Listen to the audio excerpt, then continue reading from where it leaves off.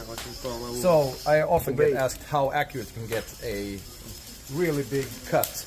This is 10 meters in length and we have a 46-inch width of log. It's a beech log. So it's 117 centimeters, 46 inches, and it's 10 meters long. We also have 9.2 millimeters here. We have 9.5 here. Let's walk over.